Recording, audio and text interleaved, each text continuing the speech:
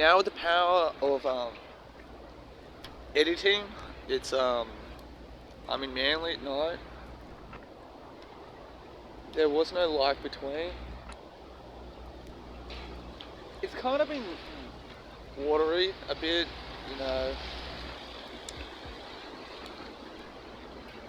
So it's got cool night lights and stuff on it. Cool colour, but and I don't know what to do, and I don't know why. I need to get out of the house. I was scheduling some Facebook posts and a couple pages that are on, so I did that. That's got to me. So got some cigarettes. I'm warm, and I don't know what to do, man. So life's good at the moment. Doing something but nothing at the same time. So say no to the Illuminati, kids. I don't know where it's coming from. There's like a really nice scent going on. Really nice smell happening. Really nice. So a couple of days ago, I had my worst coffee at Mark Wahlburgers. It was the absolute fucking worst. Never ever drink lactose-free milk. It's disgusting. So fuck you, Marky Mark. That service on Sunday afternoon they had, it was disgusting. Shame on you. You're not a hospo hero.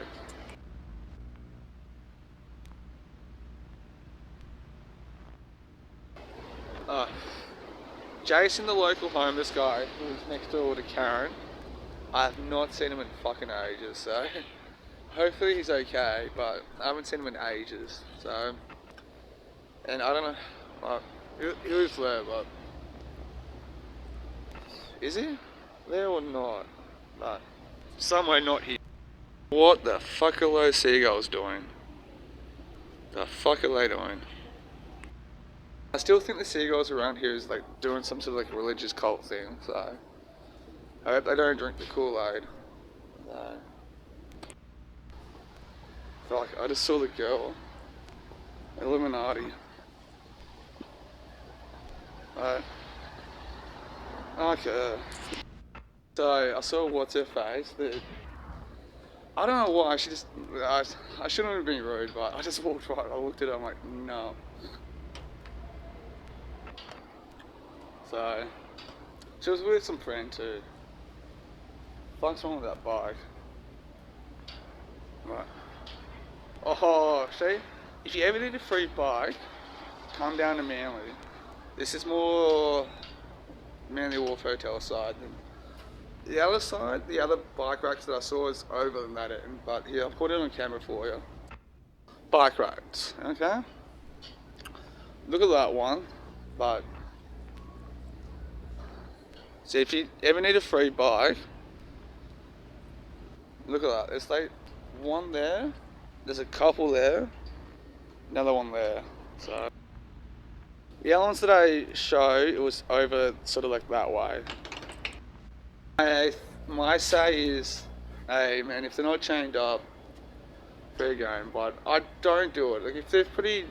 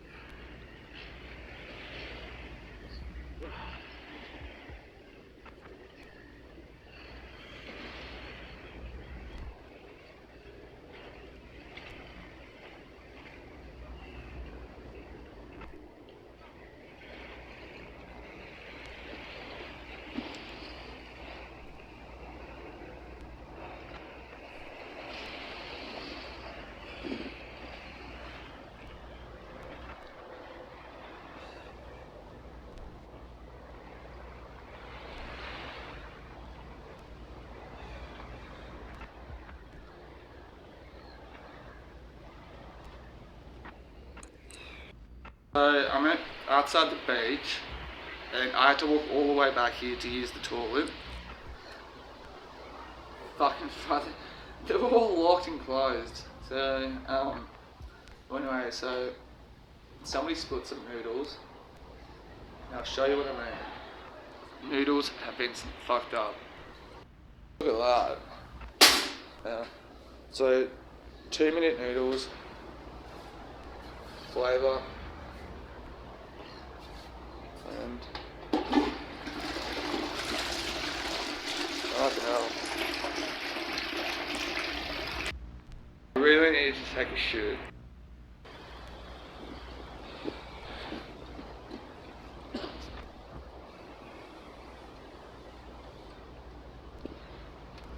Okay, I should at least explain myself. One, it caught me off guard. Two, with that girl, she caught me off guard. It was just, she was with some other chick and all that, so, but...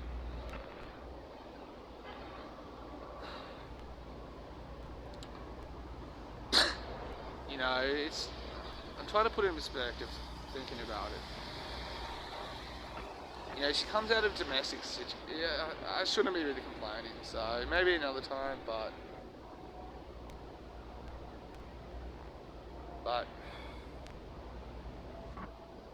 I had to ignore it. So anyway, about the toilet too. I was at Manly Wharf. I'm like, I just got to go to the toilet. I saw the one heading towards the ski club closed. Lights are off. So I'm like, the public toilets at Manly Wharf are ghetto, dodgy. It's it's disgusting. Mainly because so many people use it as well. So it's but that was closed. So I'm like, okay, there's a car park behind the police station here at Manly, which I have to give some. This one I'm happy to let go, but some respect to that one.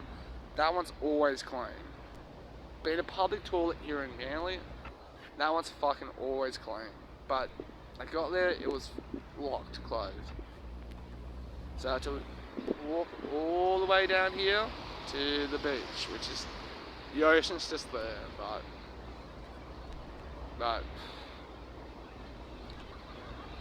I don't think I'm going to run into her again tonight. She's probably just disappeared. She's spending time with a friend, I think, so I'm glad she's spending time with a woman.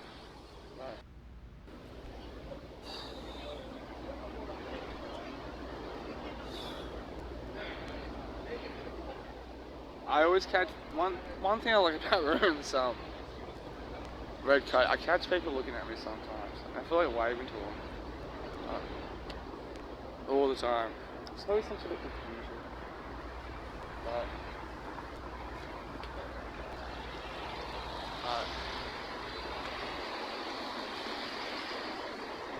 She's probably going to bed. I think she goes to bed about 10 o'clock at night anyway. But who knows? But it's just one of those things. I don't know what's wrong with me though. Like I gotta look at myself too. You know, I don't look for sex. I don't look for that. It's just Still seems like nobody fucking wants to be my friend. But hey, I try to use my time for other things as well. I try to think about good things. I listened to this great Gad Sad. Check that guy out. I listened to a great interview by him tonight. Yeah. I think that was Undercovers there. That card, I think that was Undercovers though. But trying to make use of my time is what I'm saying, you know.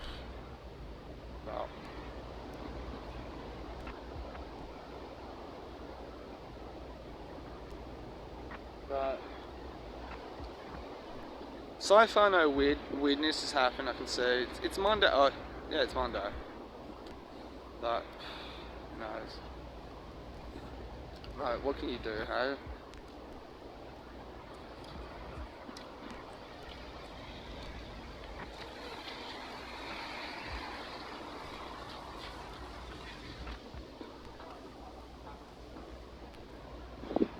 This chef's knocking off some wood. But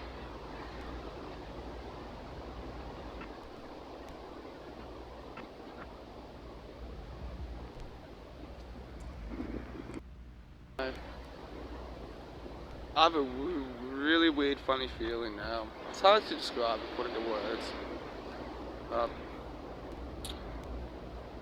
Guess I'm just being weird at night. Like this guy, like, hang on a minute.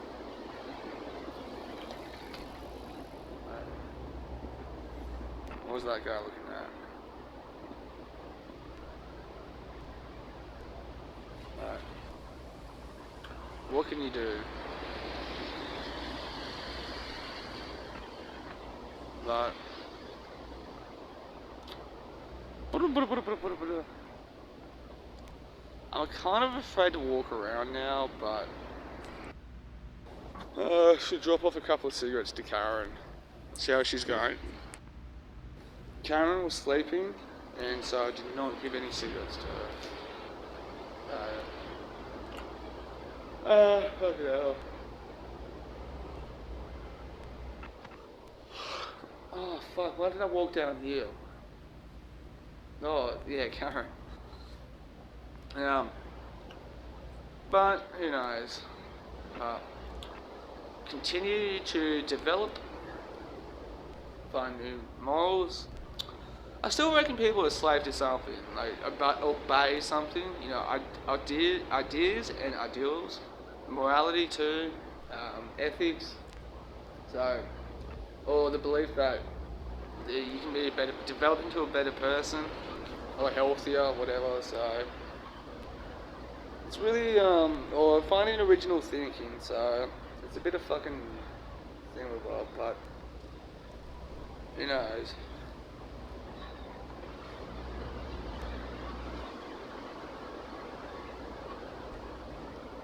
But the thing is, life goes on. We can all believe that. Belief is that evidence that we've got an imagination. So, yeah.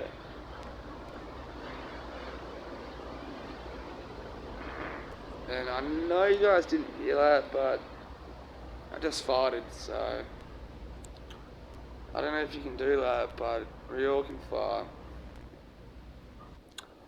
Fart, fart, fart, fart, fart.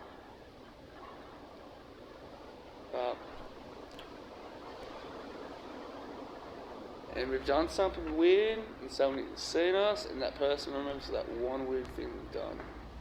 Oh, no.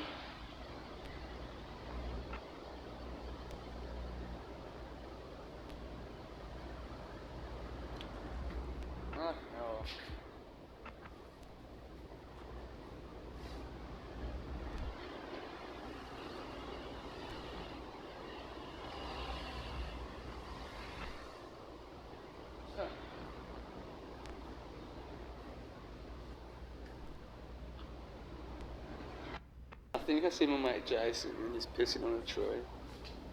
What? Dude, out on the park. I don't blame him. If I was in his shoes, there's no one around like this, I'd probably be doing the same thing. No. God, I wish I could scare him. No. I'm gonna wait.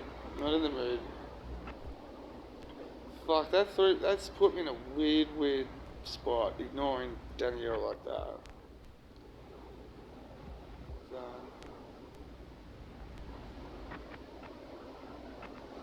fucking hell.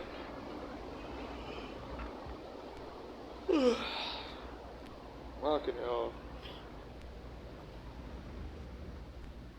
I should really see a therapist as well, but everyone should. We all got problems. What am I to be?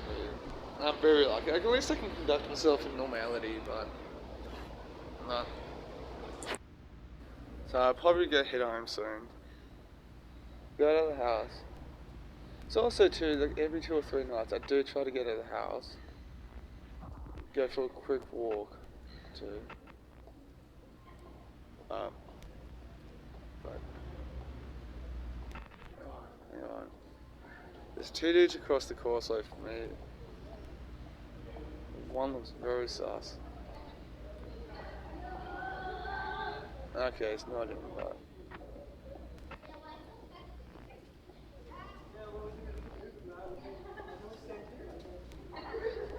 it's not even some bloke that I know. He's supposed to be in jail, lockup or whatever. But I thought a guy across the road I'm looking at now is him, but he's not. Some of the dudes. Which I'm not going to point him out, but... So... One thing I've noticed on this side of the Corso, at night it's less people, but the other side, it's different people. It's more people. But that's because the pub's on that side, rather than this side.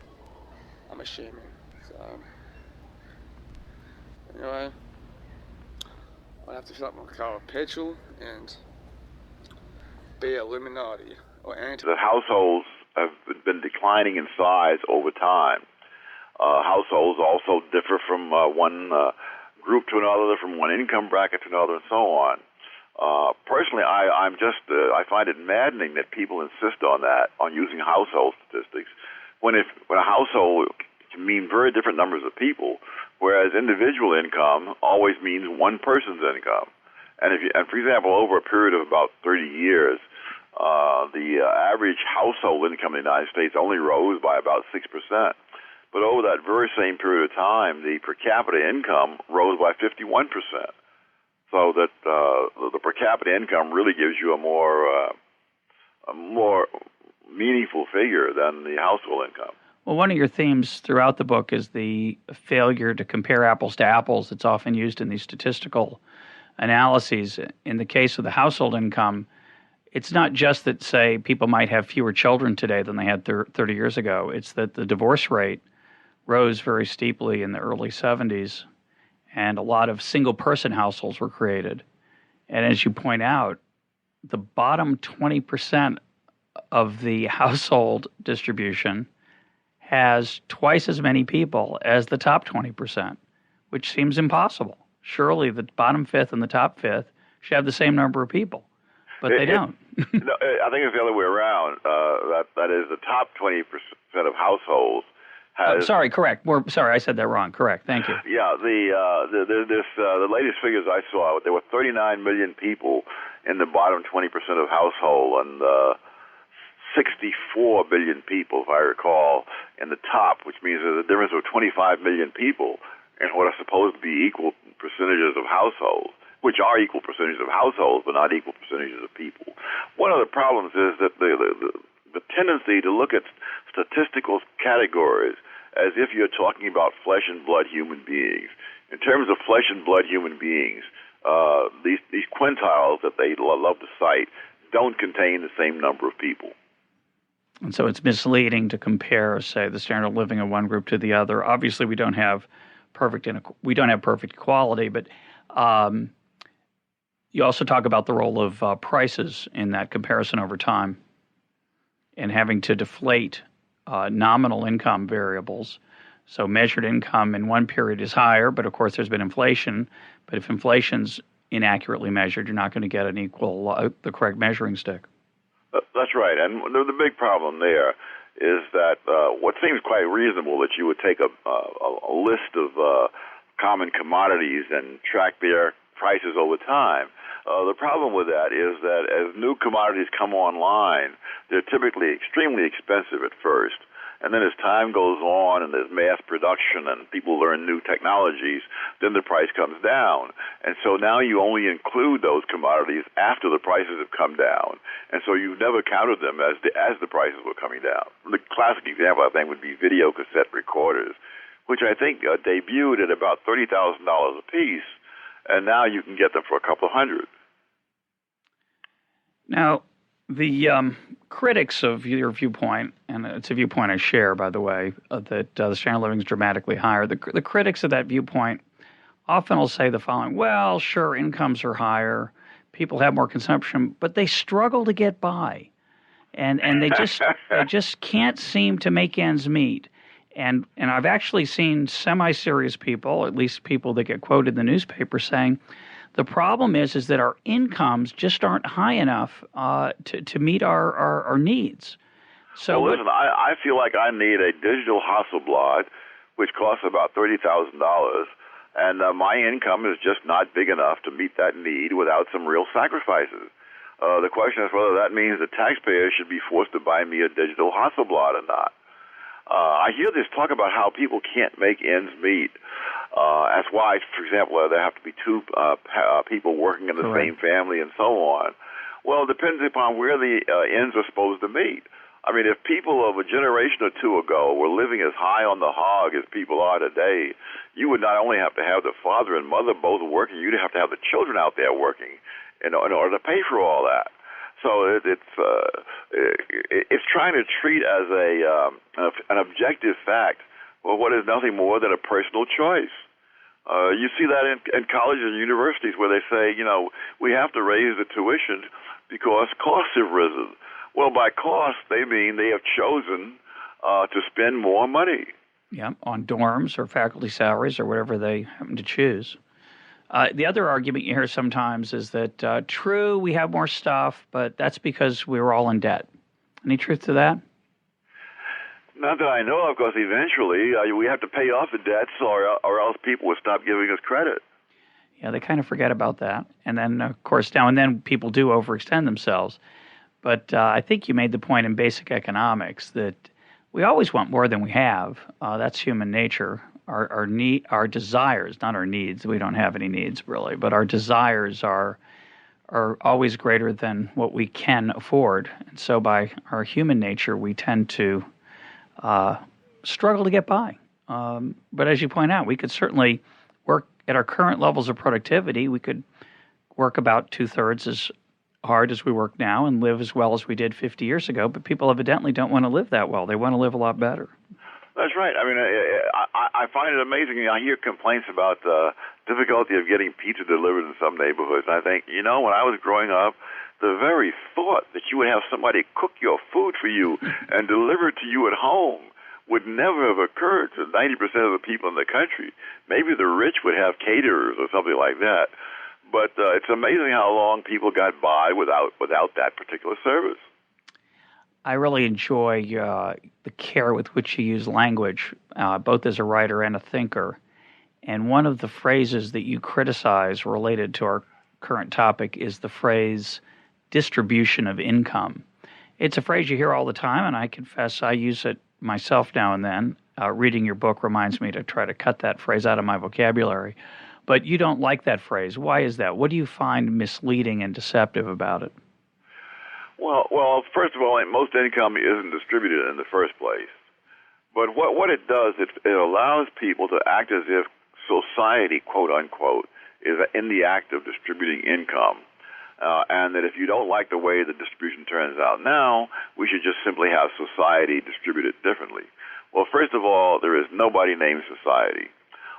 Second of all, there is no centralized decision as to how much each person ought to get. That's decided by the person to whom you perform, or for whom you perform some service or produce some product. And that person, I think, is far better qualified to say how much that is worth to that person than anybody else it would be. And certainly there's nobody wise enough or even knowledgeable enough to be able to decide for all the 300 million people in this country how much each person ought to get by some arbitrary rule.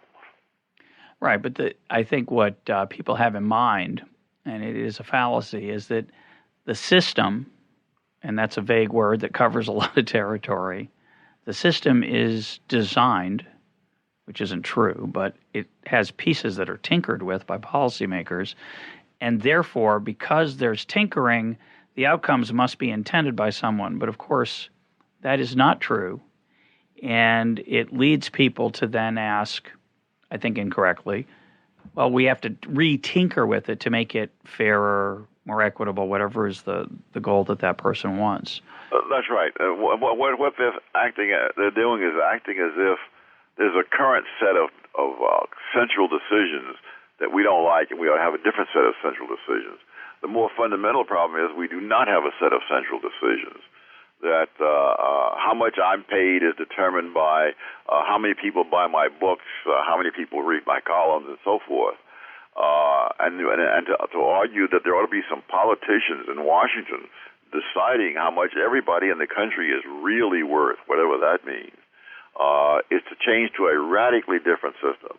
And if people want that radically different system, I think they ought to come out openly and explain why that way of determining incomes would be better than what we do now, instead of acting as if society is doing this and society ought to do that.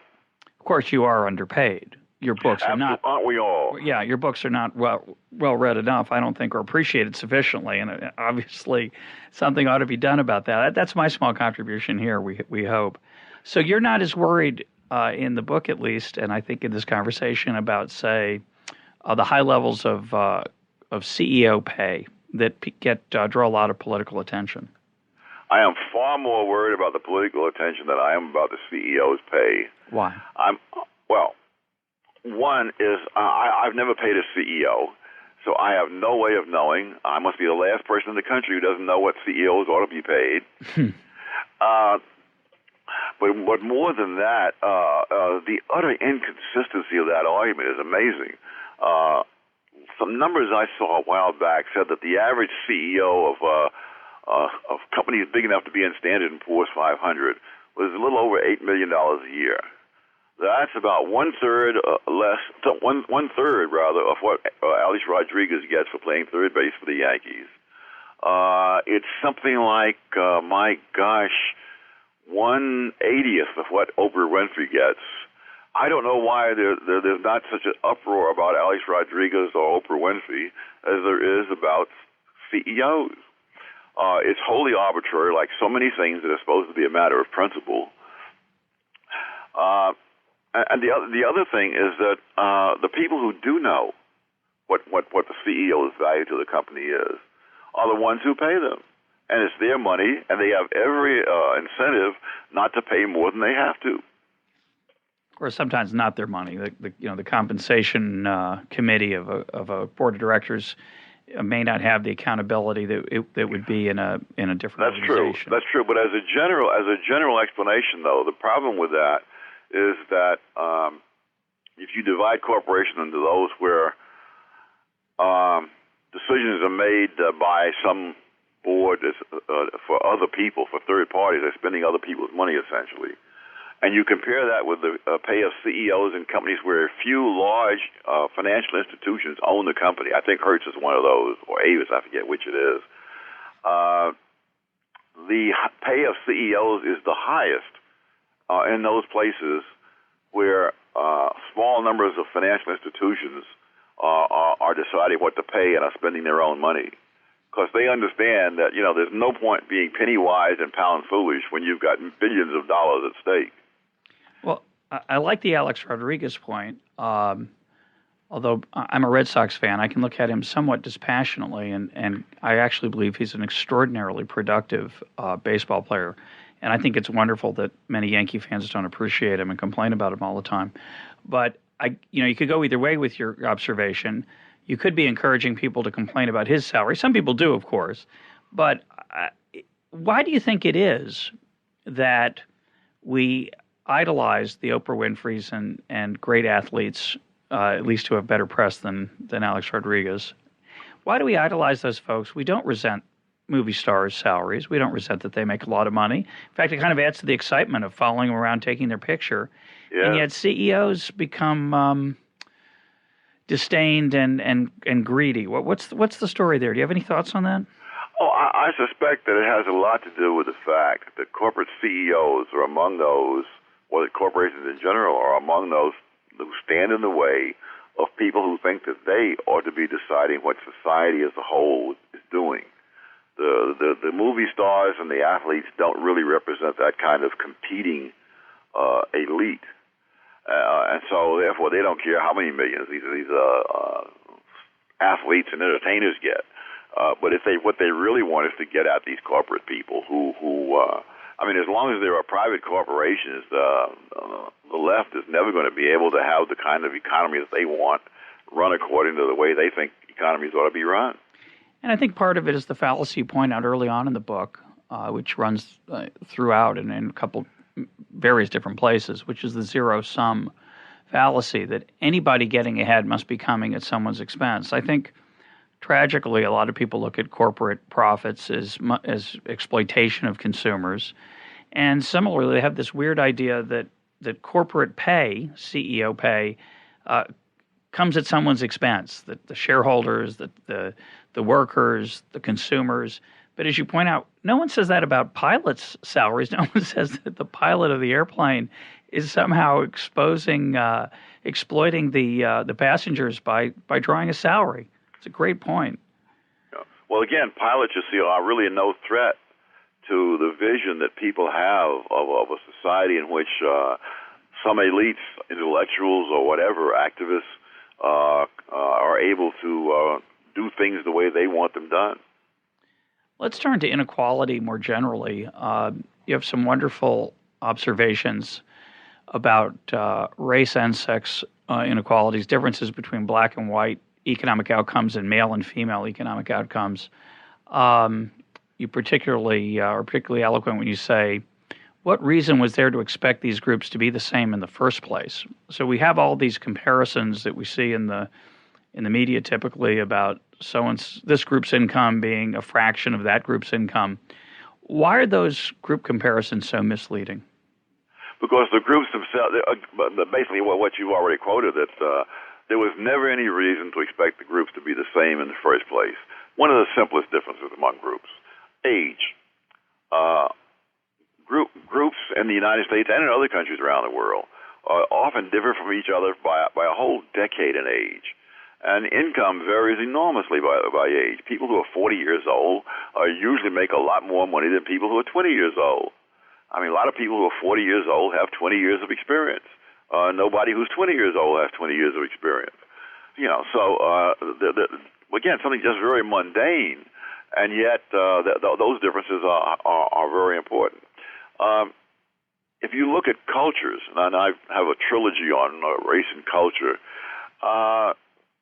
the cultures are all very different. They're different even across racial lines. That is, it was pointed out long before people were concerned about black-white differences that white Southerners and white Northerners had very large differences in things like literacy, violence, rates of illegitimacy, etc. All the things which today people point out as differences between blacks and whites nationwide were pointed out before the Civil War as differences between white Southerners and white Northerners. Now, blacks were in the culture of the Southern whites, and you can see many of the things that are now pointed out as peculiar to blacks, including what is called black English, was already there in the South among the whites. And moreover, it was in those people and their ancestors as far back as in Britain and centuries earlier. So no group is without a culture. And there's no reason in the world that all these cultures should be the same, and lots of reasons why they have to be different. And education, of course, is different. Oh, absolutely. And we measure education so crudely. Usually in our statistical analyses as economists, it's just years of education, as if that somebody who went to school, say, to college for 2 years is the same as everyone else who went to school for 2 years, regardless of what they studied. Yes, or how well they did in it. Right, or how well they did in it, yeah. Separate problem. I forgot about that one. What are some of the other important differences in the differences between male and female earnings? You make some very pointed observations about the differences in experience. Oh, well, for one thing, women of a given age tend to have fewer years of consecutive employment than men of the same age. I mean, the most obvious difference between men and women is that women have babies and men don't. And that's not a small thing, and it's not of small importance, otherwise the human race would die out. It's one of the rare empirical observations that I think is pretty ironclad. It's hard to argue with that one. Yes, but it's very different from understanding a particular fact and understanding the implications of the fact. Someone pointed out, Newton wasn't the first man who saw an apple fall. He was just the first man who understood the implications of it. That's a great point. So in the case of women, what I like is that you don't just make that observation that women have different experience patterns. You show that the gaps between male and female earnings are much smaller when women are, quote, more like men in their experience patterns, correct? Oh, absolutely. In fact, there's really very little income difference today between men and women who are comparable across the whole range of things that matter. For example, education, meaning not only the number of years, but also the fields of specialization, years of consecutive employment, and many women take out some years after they have children before they return full time to the labor force. Well, that has an impact. The choice of fields matters also, because if women know that they're going to have to stay out of the labor force for a few years, then it matters whether you're in an occupation where you can stay out a few years, come back and resume, or you're in an occupation where the occupation itself is changing so profoundly and so fast that when you come back 5 years later, you're at a huge disadvantage where there's been, for example, technological change, or in the law where the laws on taxes or whatever have changed tremendously since the last time you practiced law, and are going to keep on changing. And so now you've got to step in, catch up with everything that happened during those 5 years, and then still keep up with the new changes that are going on. Military technology, computer technology, and so forth. All those things make it rational for women to pick an entirely different mix of occupations than those that men pick. My wife took time off from work to be at home with our 4 kids.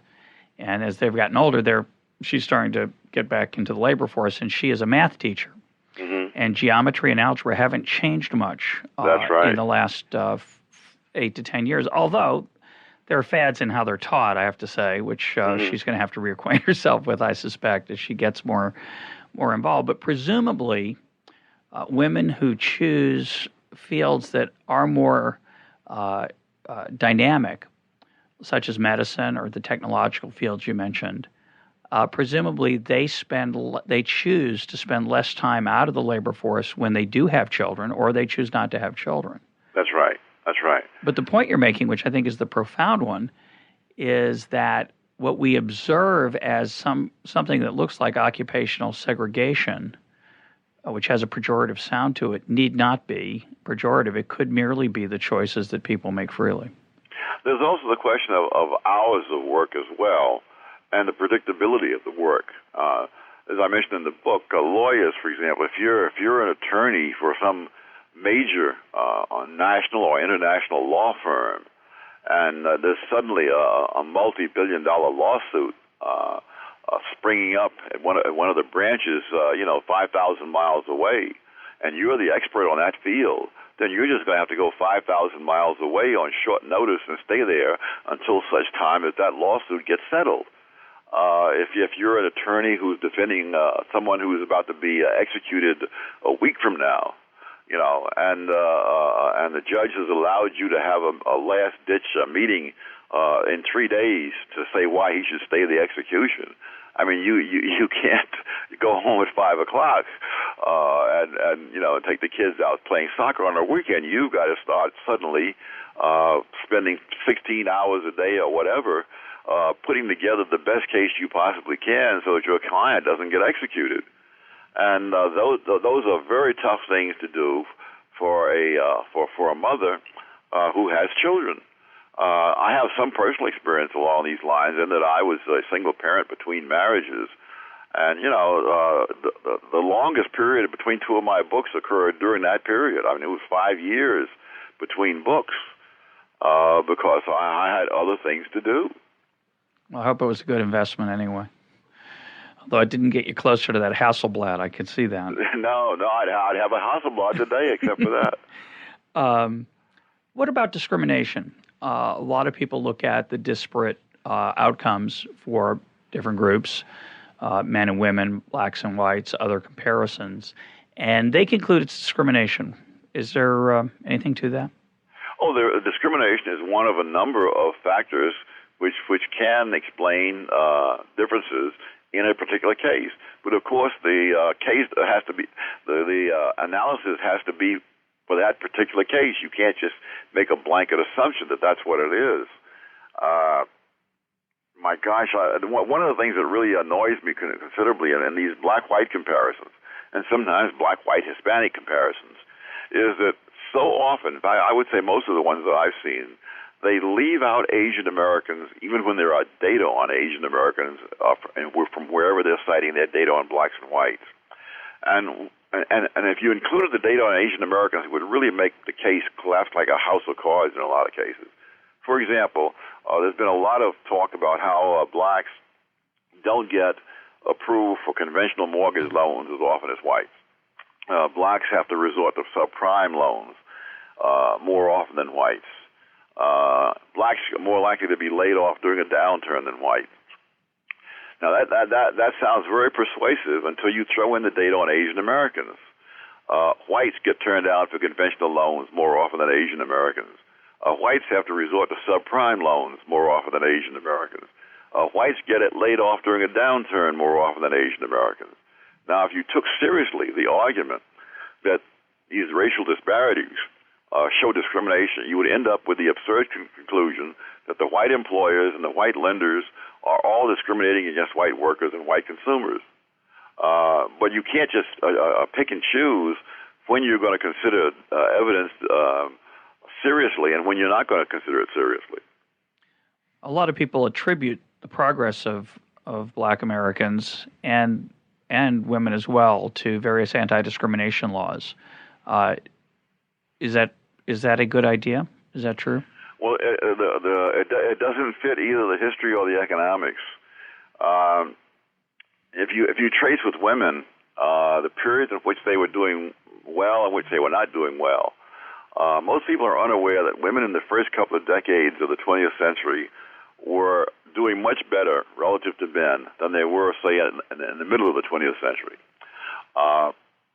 And there's no great mystery as to how that came about, that as women's age of marriage began coming down and they started having children at earlier and earlier ages, particularly the baby boom being the climax of that, obviously they weren't able to get postgraduate education or college education in many cases, and therefore they were not eligible for the higher level jobs that they'd held in earlier times. So if you compare in a number of fields, including economics, what percentage of the people were women, say, in 1930 as compared to 1950? It was more in 1930. Interesting. Law, other fields. But as the age of marriage came down, as they had more children, they declined. Now, the people who argue the other way avoid all that by the simple practice of starting their discussion in the 1960s as if the world were created in the 1960s. And then they show that women rose. Well, actually, women started rising around the middle of the 1950s because the age of marriage started rising again around that time. And you can just plot this on a graph, and you can see the almost mirror images when you compare the age of first marriage and the level of women in professional occupations. And so as women now began to rise by about 1972, and the professional fields, they got back to where they had been in 1932. And then as the age of marriage grows to just unprecedented levels and more women didn't get married at all, then you begin to see women rise in these areas. But it has very little correlation with affirmative action or with anti-discrimination laws. Why should age of marriage be so important? Oh, because the age of marriage usually also ties in with the age at which women start having children. My first thought might be better to have your children young, and then you could have an uninterrupted period of investment in human capital. But is that not the case? Well, the different women make different decisions on this. But the point is that the marriage age and the childbearing age have a profound effect on it. If you look at those women who would never marry, that's one effect about you see that they in the academic world they were doing better than men. Almost 30 years ago. And what about for the racial differences? A lot of people attribute the progress of black Americans to Civil Rights Act, other anti-discrimination law, et cetera. Well, you can make that case when it comes to elected officials, that after the Voting Rights Act of 1965, the number of black elected officials just skyrocketed. But when you move into other things, incomes and occupations, the percentage of blacks who were in poverty declined from 87% back in 1940 to 47% in 1960, and that was before there were any civil rights laws of any consequence. The long-term trend of blacks in poverty was down. It continued through the 60s, but it wasn't accelerated at all. And after about 1970, and by 1970, it wasn't accelerated even worth talking about. So none of those things really is correlated with how blacks have either come out of poverty or have risen into professional occupations and so on. Yeah, I think that flattening of the poverty rate, which had been falling before, really cuts across all groups, and it's overwhelmingly driven by family structure. All groups actually, if you look across all races, poverty rate. So I had to come all the way here. I took the bus in, which is alright, just to get a packet of cigarettes, so it's so annoying. I would have ventured back home. Back into the day.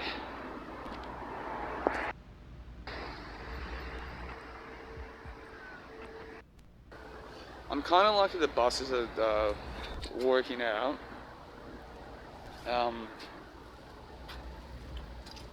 I had to wait maybe 5 to 10 minutes to get the bus here, and I got to wait probably 5 minutes to get the bus back. But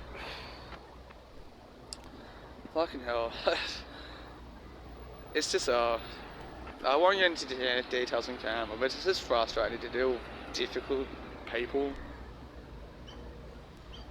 One simple thing, so you know.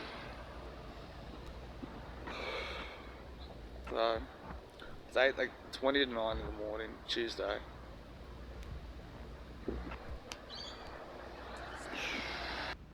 Any minute now, the bus will come. Any minute, the bus to get home.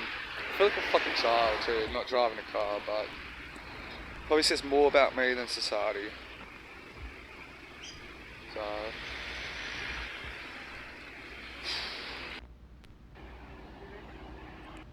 Now I'm kind of worried that hop, skip and jump bus came and picked everyone else up. It's about 4:47.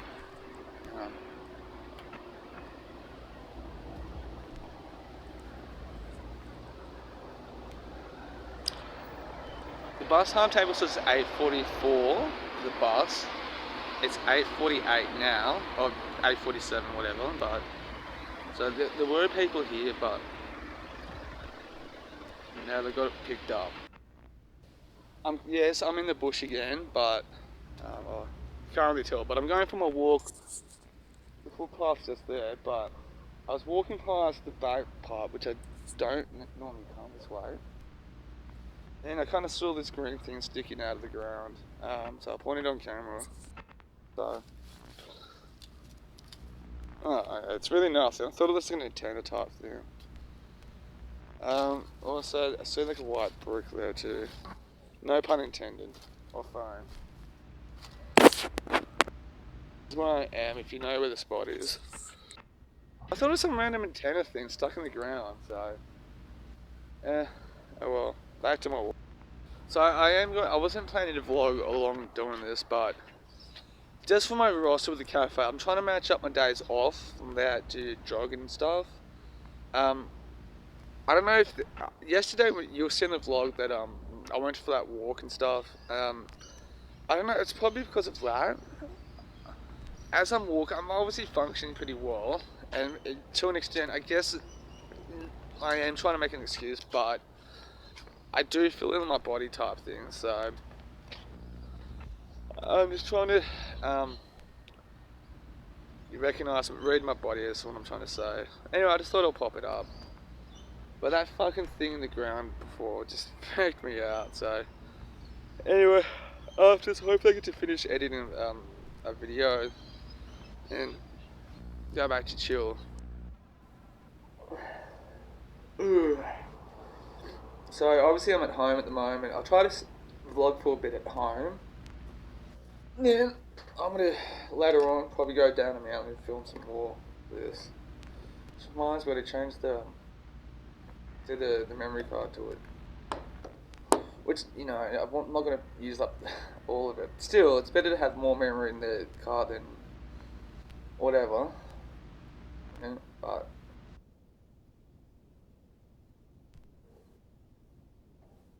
sent about like an hour ago. But you know, that YouTube channel Just Barely things. She just finished listening into her Alex Jones interview. Fuck man, it's like Pearl was getting like a beginner's class in conspiracies and shit. But I used to report my food's a bit better when I'm not at work at the cafe. Some updates on my food stuff. I still have spots, like every 2 or 3 hours, just a burst of anxiety and stuff, but it's no purging today, I guess. No, which is kind of good. Just finished editing the vlog, which I think it's 158. I've just finished up today. Editing that wise. It's exporting, but that took me about an hour longer than I thought it would be. In terms of actually editing. I'm drinking green tea too to help with the metabolism thing, but what can you do, like? So, still got a channel violation at the moment. Oh.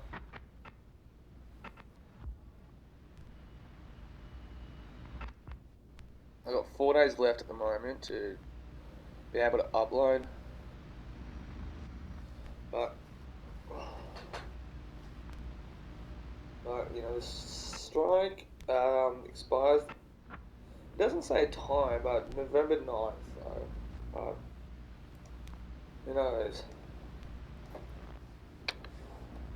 Now, I want to look into Google. Like, it gives you basic things to talk about. But anyway, hang on. Before I go into that, I should maybe talk about. So I'm trying to reduce the time that I had at meetings as well. I've talked about it a bit more. This week it's a week where I'm trying to focus on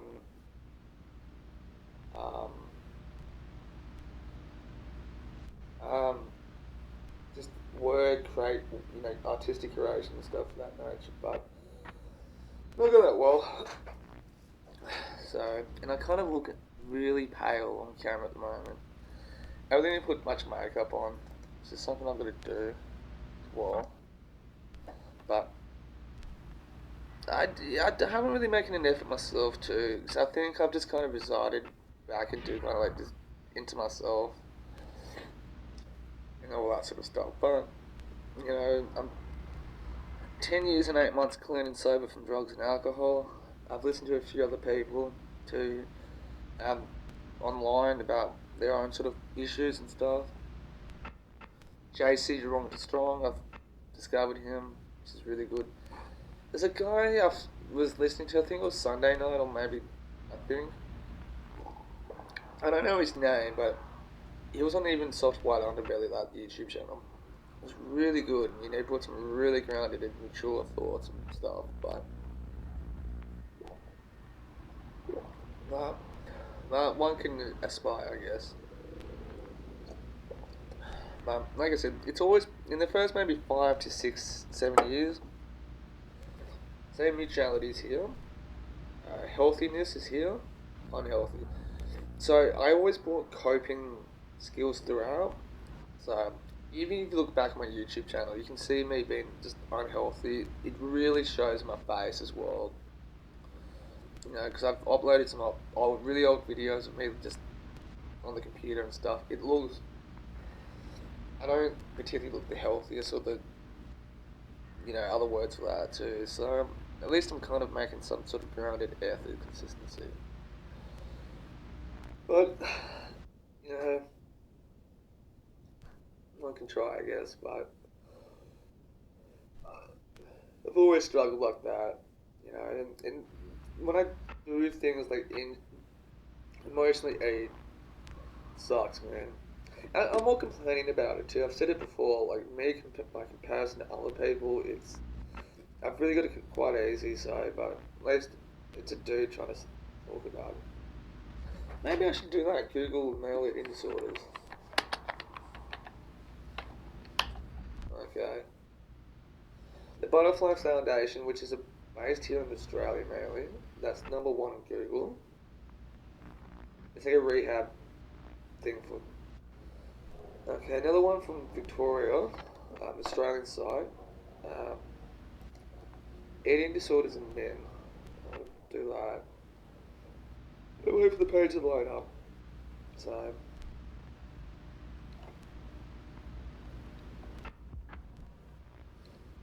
Okay, can men get eating disorders? Research. This is a place out of Victoria, Australia, so take it with that. Research indicates that over 1/3 of people experiencing eating disorders are men. Many experts that this number could be even higher, as the stigma surrounding the eating disorders may prevent many men from seeking help. I can see that happening, I guess. Particularly ones who are overweight. I mean, man, anorexica, anyone with both have binge eating disorders, I could probably more relate to that. I still got a bit of gut, so I don't experience anorexia. What do you mean go undiagnosed? Yeah, the reluctance to seek help. What are the warning signs of an eating disorders in men? Eating disorders in men are eating behaviors in boys and men may present different than girls and women. Yeah. Yeah. For men, body dissatisfaction is more commonly manifest in the pursuit of masculine lean physique rather than a lower body weight. Yeah. While eating disorders in females may often start in adolescence, it is meant to be developed as an older age. Yeah. The average age of onset men is 17 to 26 compared to 15 to 18 in women. Yeah. Okay, warning signs in men are exercise and compulsive exercise patterns, reoccurration with fitness and muscle toning, body shape, weight and appearance, yeah, restrictive eating, avoid binging or purging, yeah, fear of gaining weight, I've got that. Binging or purging, I've got that. Social withdrawal and all that, yeah, I can see that. When you rest and you're not really active, your body, yeah. Heightened sensitivity, yeah, to an extent, very acutely. Muscle enhancement drug use, men and boys. Like gay or bisexual struggle eating yeah, okay. Male athletes, now that happens a lot. So I think even Joe Rogan touched on it, profiles and eating disorders, one of his things, but it happens though. I feel really bad with people fall blind. But sport.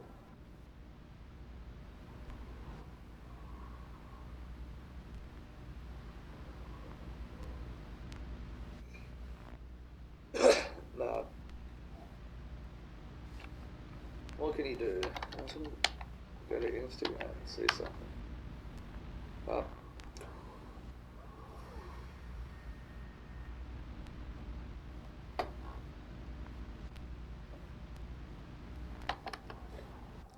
I still kind of feel bad about knowing Danielle last night, but what can you do?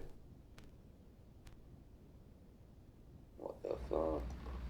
My friend Shana, she posts really random stuff on sometimes.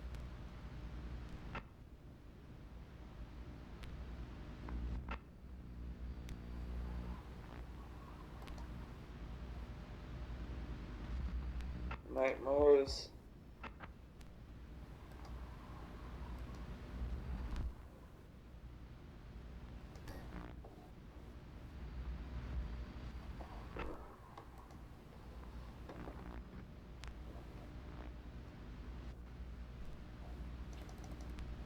Oh, I can't remember what flag that is.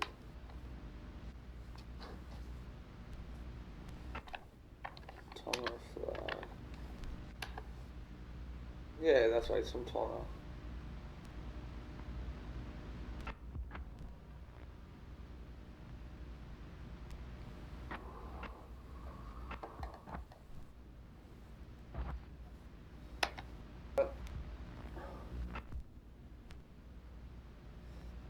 But, you know, 'cause I kind of feel bad. I don't sit and journal as much like this, um, as much as I should.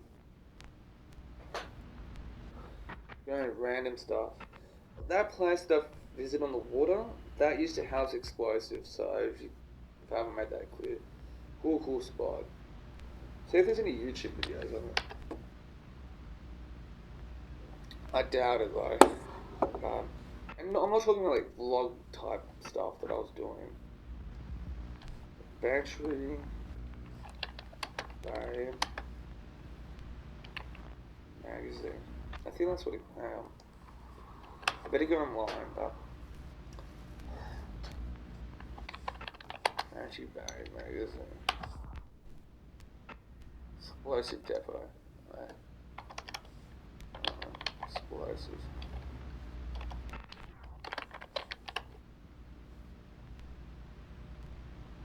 Nah, there's no sort of. I'm gonna type in C4.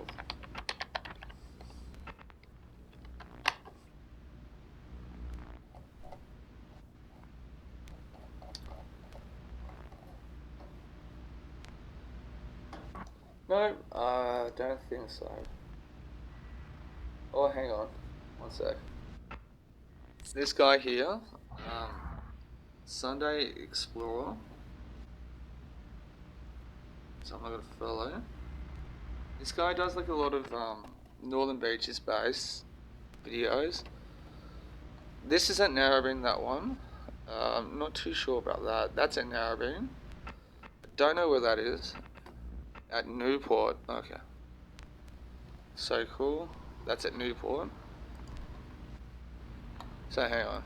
His last post was June of 21. Don't know where that is. That's it. I used to work there. I think that's Clontarf. This one. Or Church Point, sorry.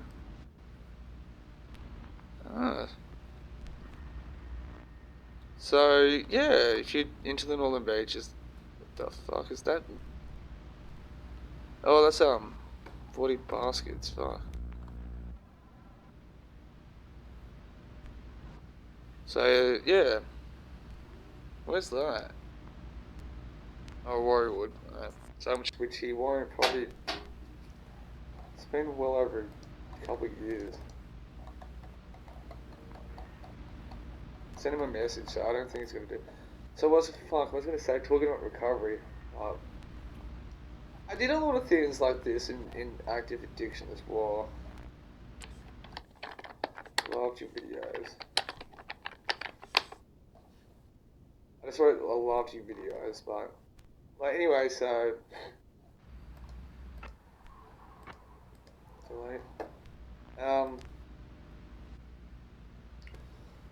so but it's just little things. Like, it's not that when I was in early recovery, I did horrible things or whatever. I carried over coping ways and just old lifestyles and very of things of that nature, and just my day wasn't real rounded and being concrete, and which probably took a while for me to thaw out from, to pay attention to. Test my cigarettes today, which I'm gonna go grab one and light up. Which I do that now.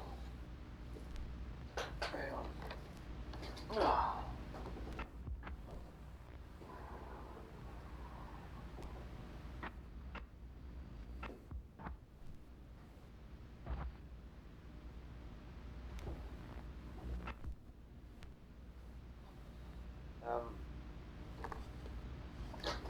My smoking today it's better than yesterday. It was a bit more spread out. I wasn't as puffing out. But definitely by comparison to yesterday, today was really the healthy pace of smoking cigarettes. So,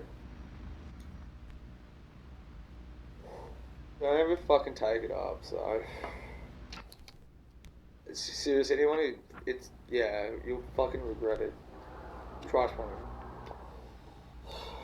Death sticks, demon sticks, cancer sticks, money sticks.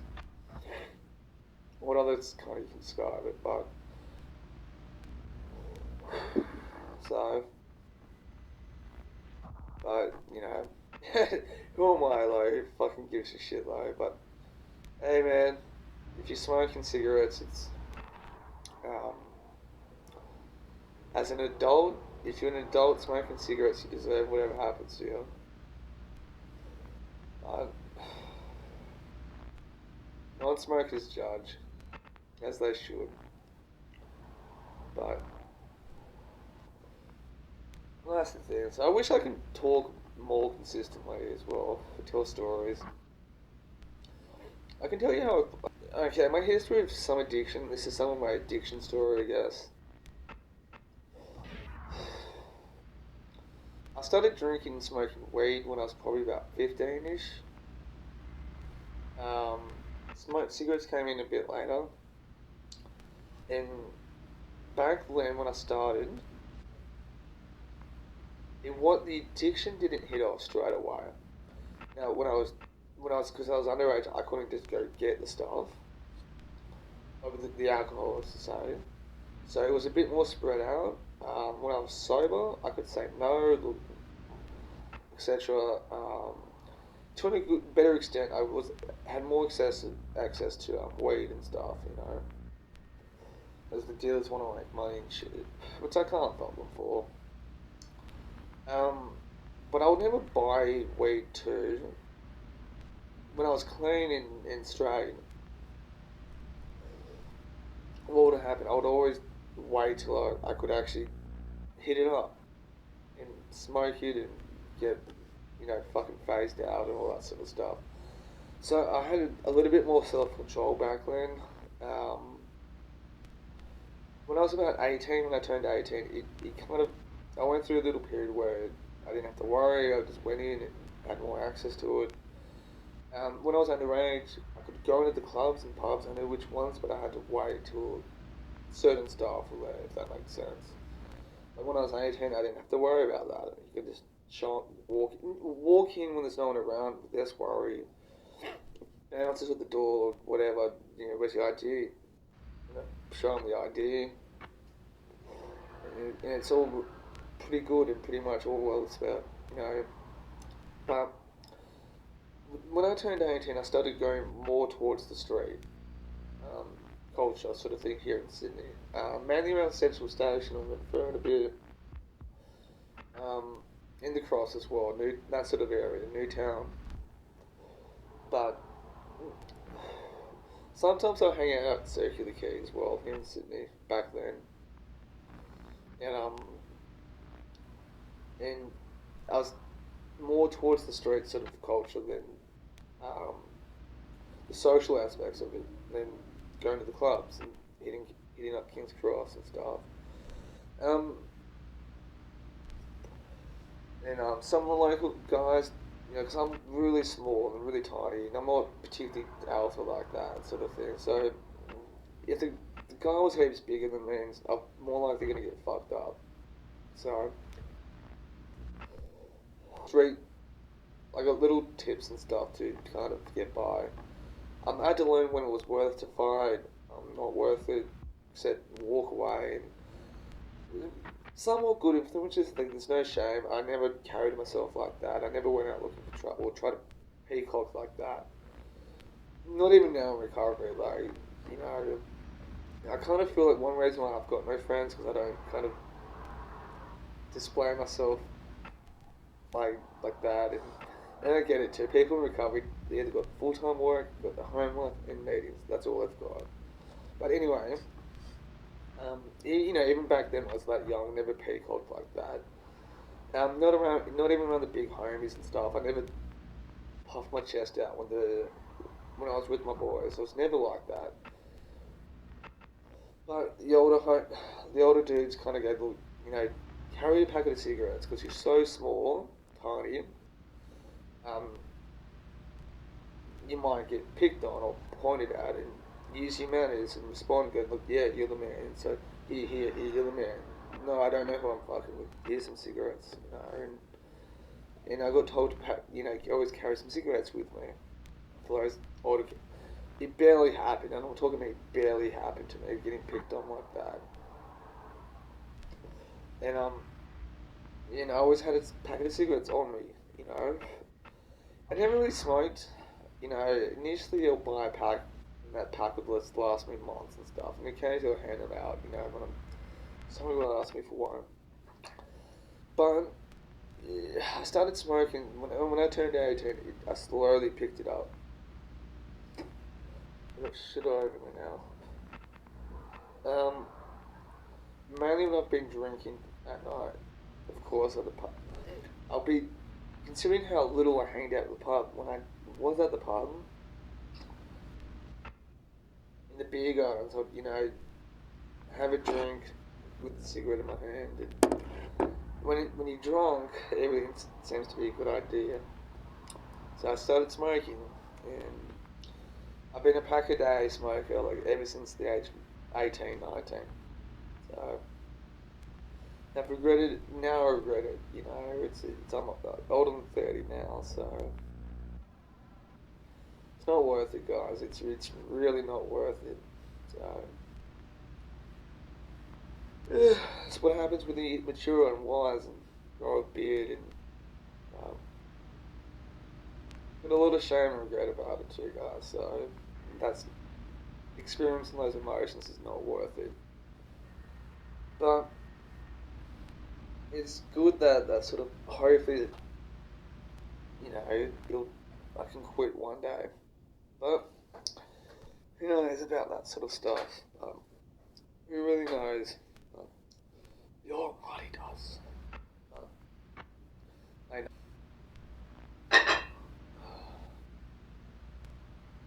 Got that in camera. Oh, that paranormal. Okay, hang on. I'll get this guy's Project Dark Knight Horror. You have to check out that YouTube channel. Can't recommend that enough. But just check it out. I'm not gonna fucking describe it for you. But if you're into paranormals and stuff of that nature, it's really good. Really, really good. It's got long content too, like an hour, 40 minutes to like an hour and a half or something. Sometimes 2 hour videos too, but I recommend it. So,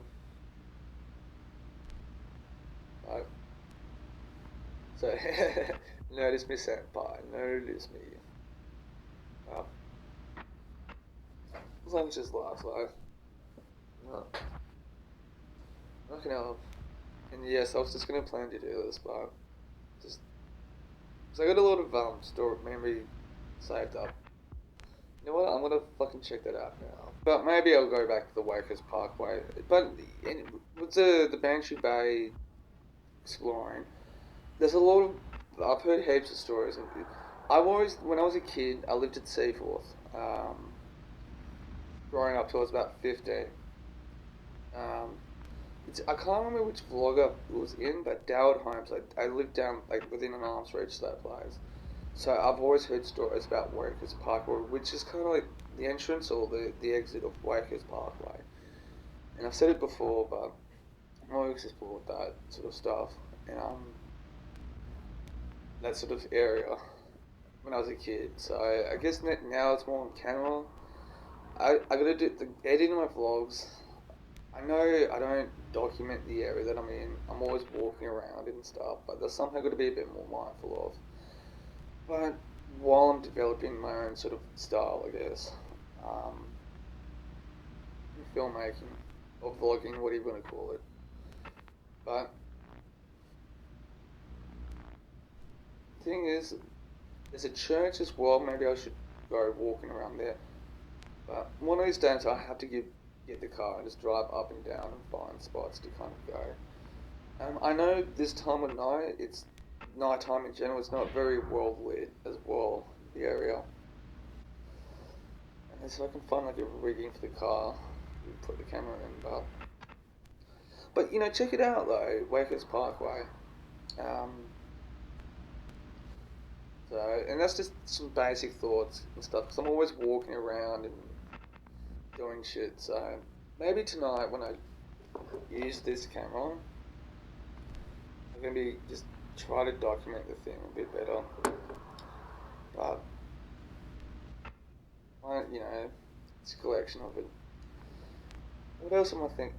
But it sucks I got a warning and a strike within a week of each other. But first time, so it's hang on. One of my channel homepages still displayed. The account was Also, my local internet seems to be dropping in and out lately. It's so annoying. And of course, when I'm using it, it always affects my computer. It never affects my fucking heart. Okay, so I joined YouTube April 1st, 2014. So, and my oldest video that I uploaded. And I'll just pull up the date.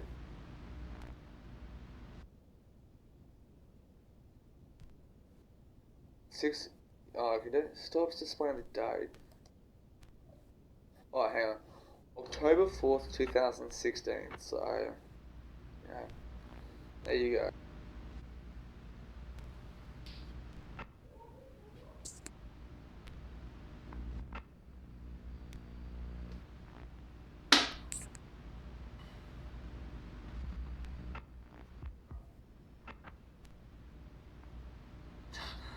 It's going to using the toilet, not using the toilet, natural. Put it like that. Is fucking weird philosophy. Of course, pissing and shitting is natural, but it's using the toilet. If you're gonna go full hippie, go to the fucking yard, I guess. Go to the soil. Does human shit soil? The dirt, whatever? Does it? You know how farmers use like chicken shit and stuff, but is human shit good for the grass and soil, dirt? If anyone can answer that, that'd be great. I'd Google that. Oh, look, it's something. I'm sure somebody's fucking gonna masturbate over that. It is the internet.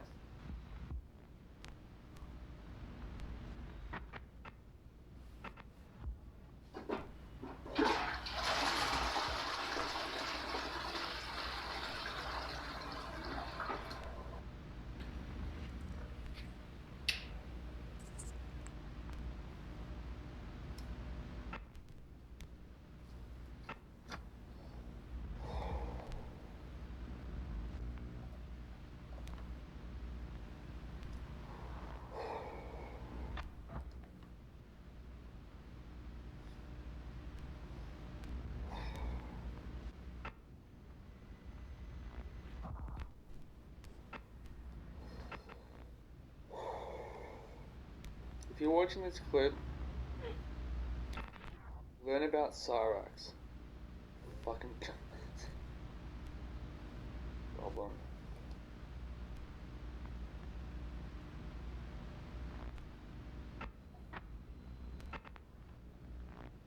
Oh, that's right. That's it.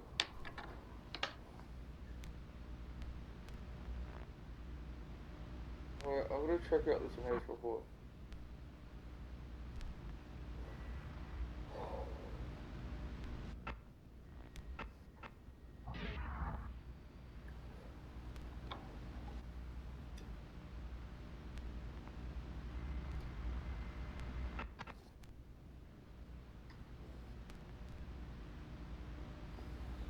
Okay, so I was just checking out this news report about some wacko about scaring everyone on the fucking plane. So, that's right. You might have seen in a recent vlog too that I was reading a book on oh fuck, my housemate, shit.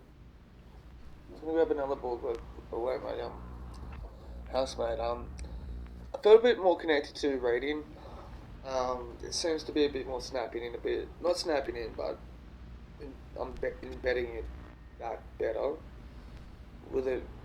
Reading on a more of a daily basis, which is good. I've got a few books to read before I have to buy some more ones, which has always been a favourite pastime for me. Um, I love reading books. It's really good. Anyone. I don't. It's like movies, but I've talked about being a fan of the arts as well, and the fact that I haven't put time aside to go binge out on it. And that's just disconnecting it from it. It's been a weird thing that since my rock bottom. The fact that I couldn't sit still. I got to do things to help keep my mind off it. Um, which I've talked to heaps about that rock bottom previously, but at least I'm picking up reading again. And tomorrow night I'll be doing some writing. I got to be at the cafe tomorrow. I'm scratching myself under my left breast. I think something bit me in like some shit was in some spiders or whatever in my fucking shirt. Something's bit me. And on my back too. What can you do? That feels really good. And I'm sure somebody's masturbating to this too. It's in the fucking weirdos that use all the internet. If you think my face is power, wait till you see my shirt. I don't know what's underneath my shirt. But, I'm proud of myself that I was able to finish reading another book. But, it's not that one. It's thinking about, it's just a good start into philosophy, by the way. But, this one's a book more about Trump, but,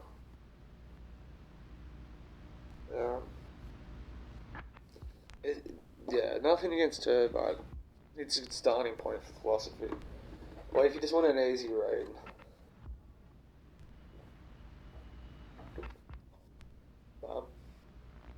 it's funny. She's modern. I haven't really checked out her interviews yet. I should actually.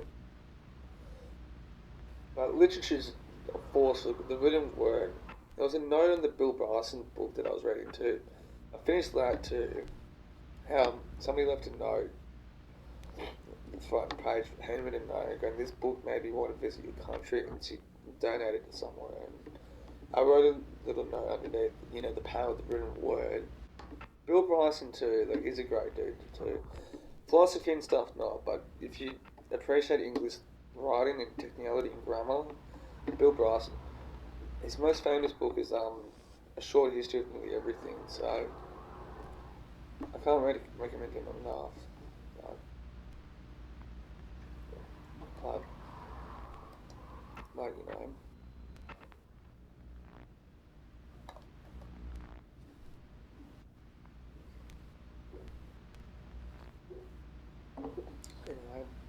I wrote some new poetry last night, which is good. I'm finding that a bit more embedded and stuff.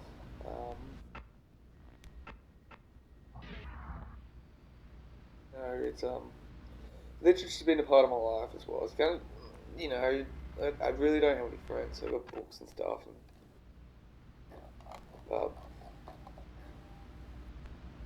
such is life for me. But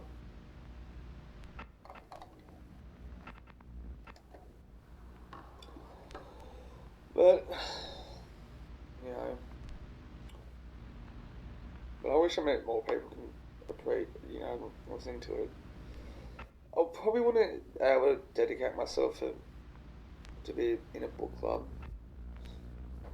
But since I'm really a bit more cleaned up as well, I should probably show this off a bit more.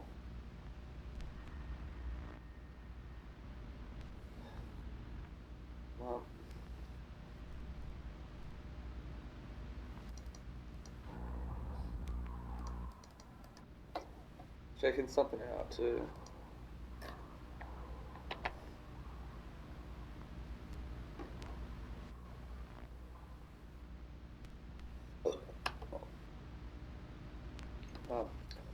I wonder how much of the internet's non-English as well. I wonder what the most used language is online. I got you, what's up, Harriet? Oh yeah, let's check if the guy actually subbed to me or not. Oh, I just thought of something.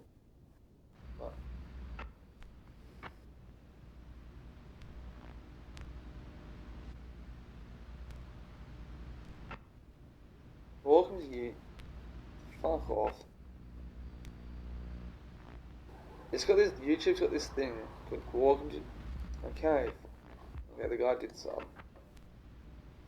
So, getting old. Thought of something. 118.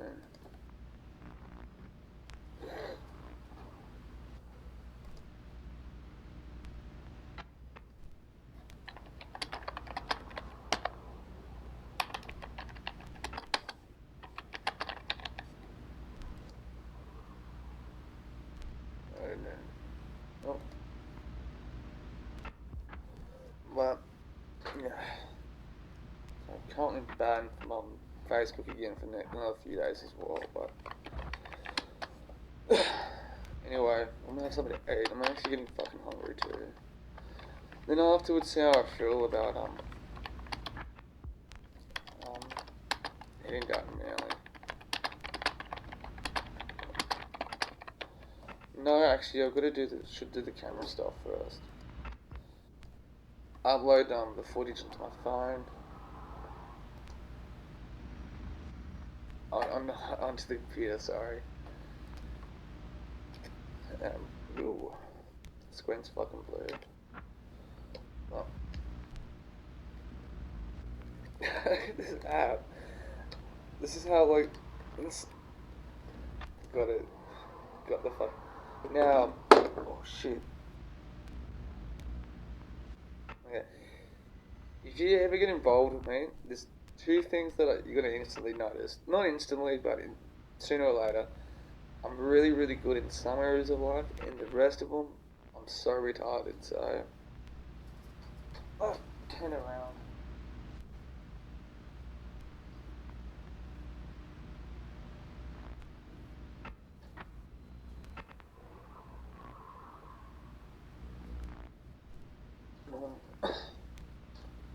The thing is, I should put the beanie back on soon. It's fucking cold.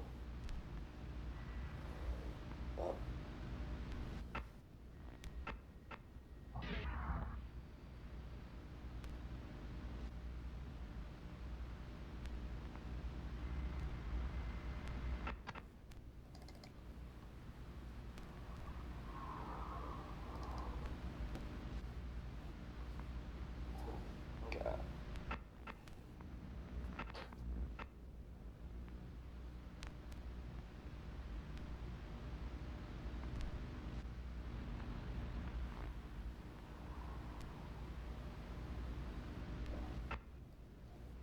I don't know if it's gonna read the disc or something.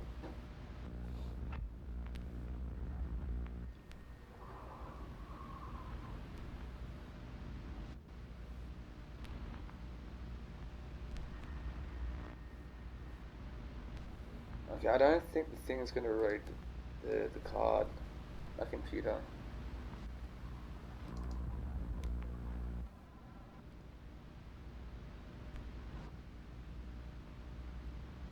So annoying, though.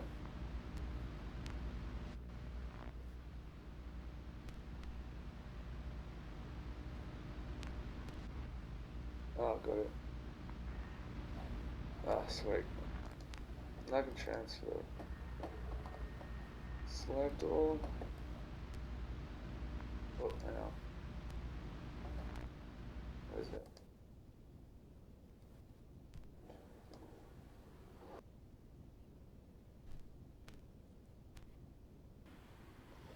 Okay, I'm outside having a cigarette. Pretty sure a crazy woman just went was home. Not a crazy person, but somebody who lives across the road from me has been causing not everyone's stress, but just it's not okay. I can hear her across the road interacting with the house, so popped up. Last time I spoke to her, she was just she gave me a good show, so hard to explain, and I shouldn't be talking about it in the video. Oh, and I saw the bloke who was camping too. He walked past the other night too. Put them in the ocean, I guess.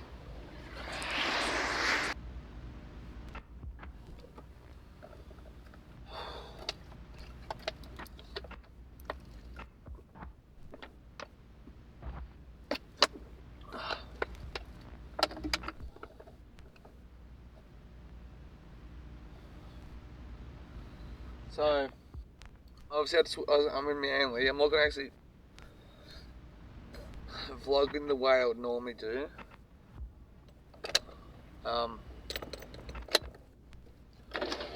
But I was using my other camera tonight, this one.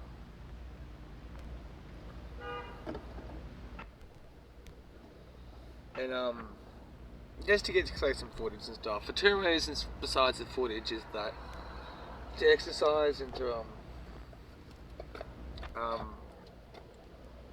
clear out my head a bit. So I didn't jog today. I should have jogged, but I think it was from the walk yesterday that I had down at Bantry Bay.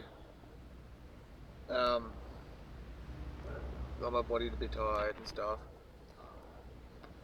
I'm sure if I was younger it would be a different story. But collecting some footage, because I've been in home all day, getting the vlog down and vlogged a bit on this phone and stuff, and to get out of the house a bit, because I'm not doing meetings and stuff, so but I had to ponder on my cigarettes. I know I've said this a few times. I guess I'm trying to speak into existence and stuff, with that sort of stuff. But I can't speak, regardless if I'm earning good money or not. I shouldn't be smoking in the first fucking place. So I guess for this case, I got to try to reinforce it. You know, hopefully have a good start tomorrow.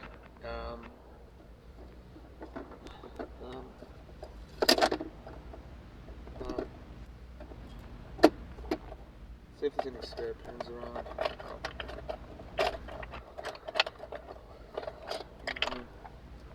But try to write it.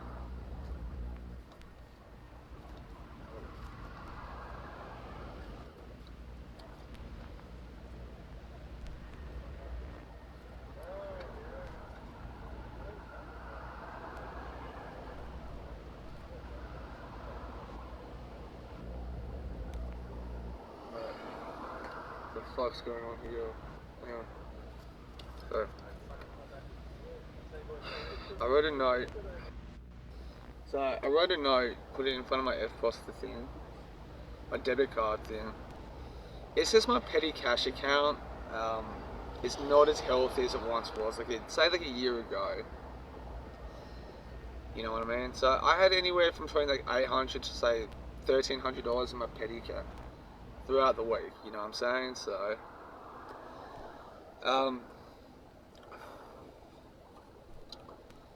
hopefully the winter time's going to start. I might say something to the boss tomorrow when I'm at the cafe. Just let me know about hours. I'll say something, look, as soon as you can give me a lot of hours, just give me, we'll communicate stuff about it just then.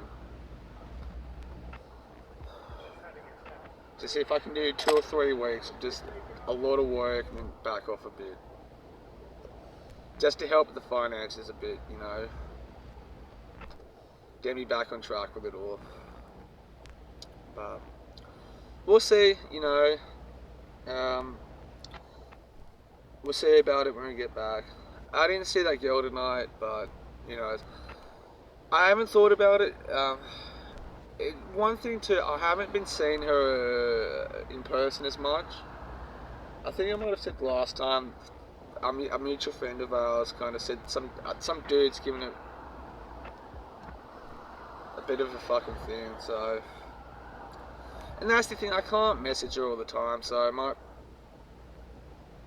I don't know, but try to think of something else. I haven't yet, but anyway, like most times this hasn't turned out to do. So I got to do a few things before I go to bed tonight. Like 2 or 3 big things, but that's about it. clean up the kitchen a bit and fuck off. Hopefully fall asleep. So it's just like the smoking increased ever since my rock bottom. Like I had that rock bottom, but at least this time now, like I still have a little bit of money actually saved up, which has never been the case for me in recovery. But you know, what can you do? Hey? I'm sure as long as I get through the week, okay. So it's Wednesday morning at the moment. I don't know why, but I just woke up with anxiety and anger this morning.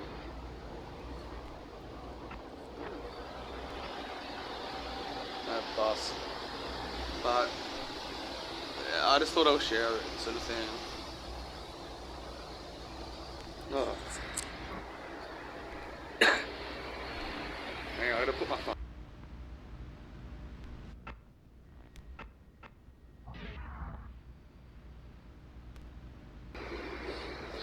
I started reading this book, and I'm always done with it. So I'm like that many pages into it, chapter 33. So it's pretty good. It's real written, but really just like I've started reading it this morning, like an hour and a half ago.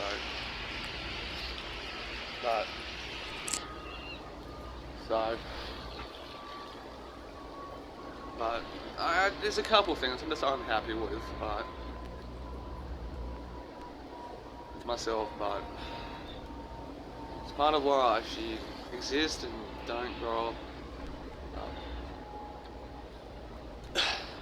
But I got like an hour and a half to fucking pass. An hour at least. But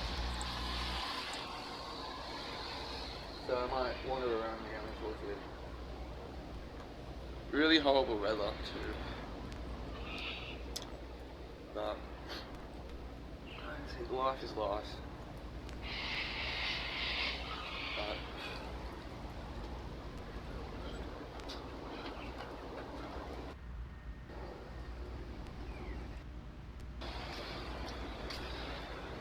I haven't seen that girl today yet.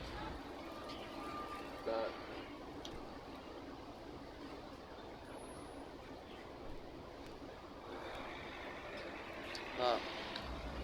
I don't know, I'm sure she's around somewhere.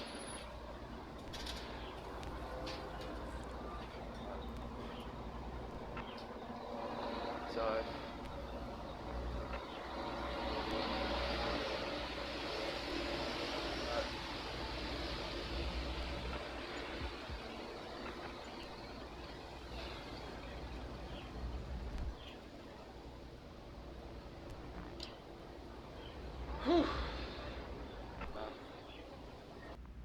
it's fucking cold this morning too.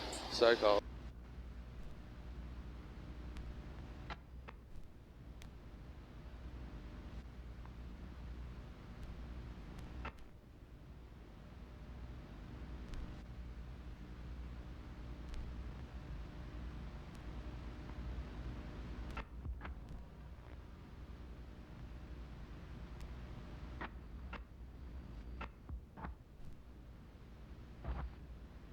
Such shit weather. I want to walk, but I don't at the same time. But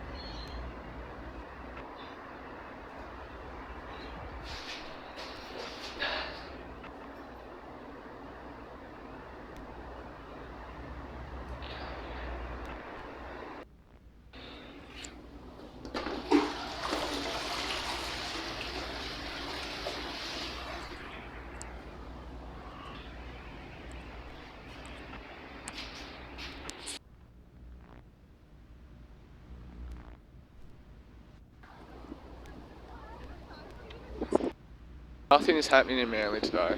Nothing. Zero.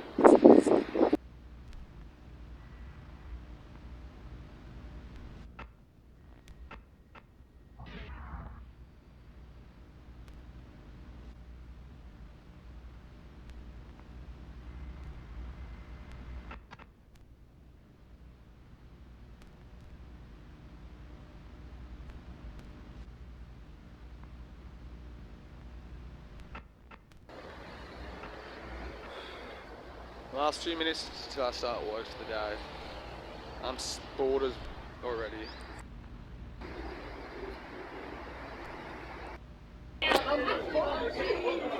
Mate, you're bursting like 15 people, just get the fuck out! It's you versus everyone! Oh yeah, mate, you got one friend! Oh!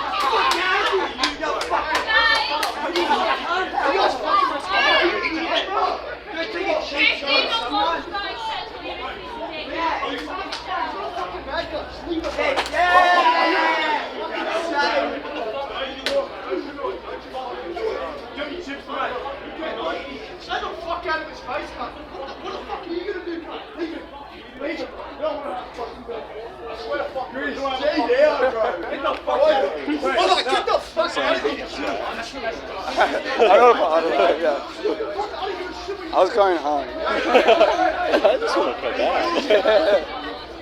Did you enjoy the game, bro? Can't say it was depressing. Yeah. It was England, bro. Walk away! Look at you, mate! Who the fuck are you, bro? Who the fuck are you? Fuck off, bro! Look at your ears, mate! Who the fuck are you? I'm not getting you. You're trying to jump so fucking funny, Manly, bro. This can't speak. I don't give a fuck about him, bro. Whose side are you on? He's having bro. He's having I've five or one some funny Manly, bro. You dumb. You dumb. Are you dumb? Bro, nothing happens, bro. Let's go, bro. Are you dumb?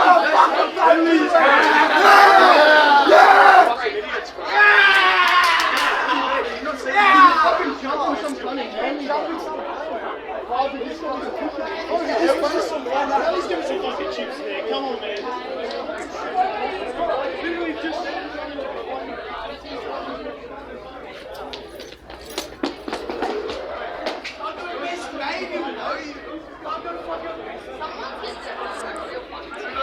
You know what?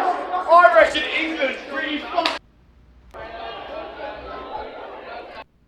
Okay,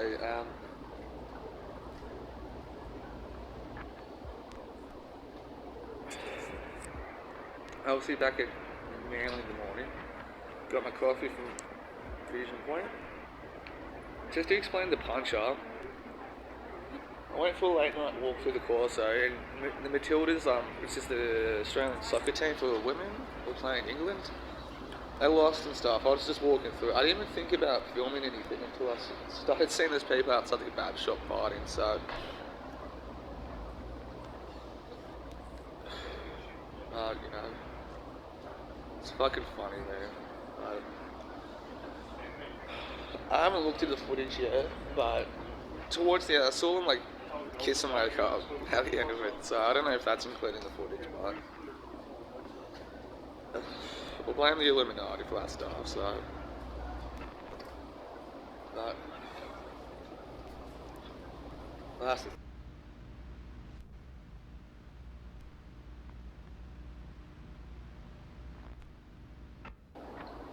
You can see up my nose now.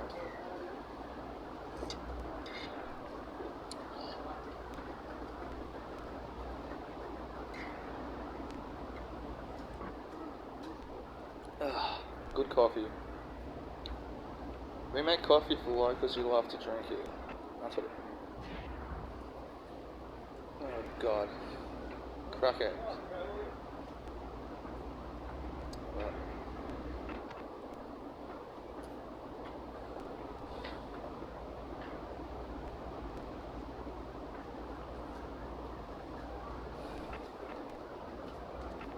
At least it's good weather today, because yesterday was shit house.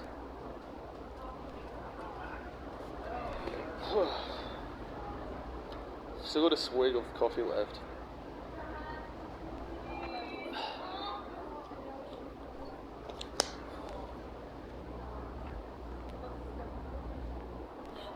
So last night, before I came down to Manly to have a little wander,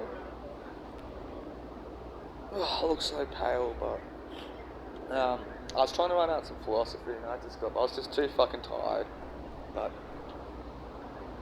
really, really tired. I want to go, but and I didn't do as much writing as I would normally have, but so after work today, I've got to do some film. I got a film project actually, so which I'm looking forward to. That's about it. I'm not going to read anything this morning, but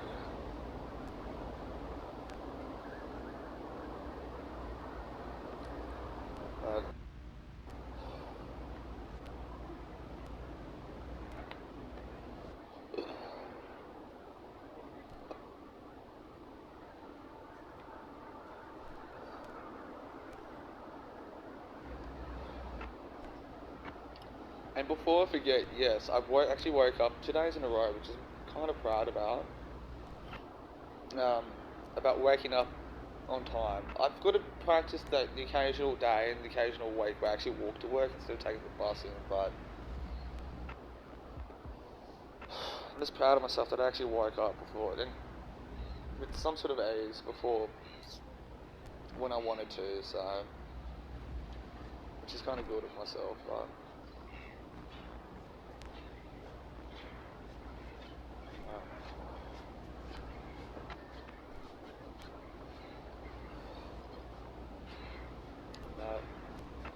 I gotta look after my health, and I like my walking, so if you haven't,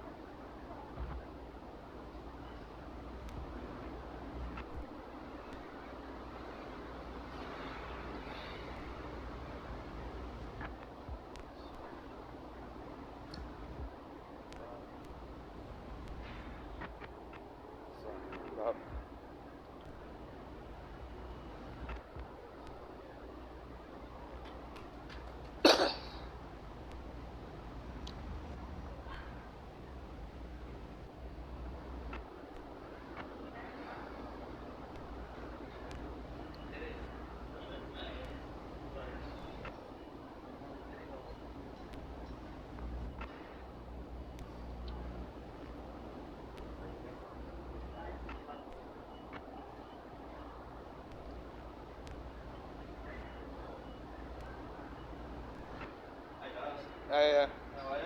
Waking up.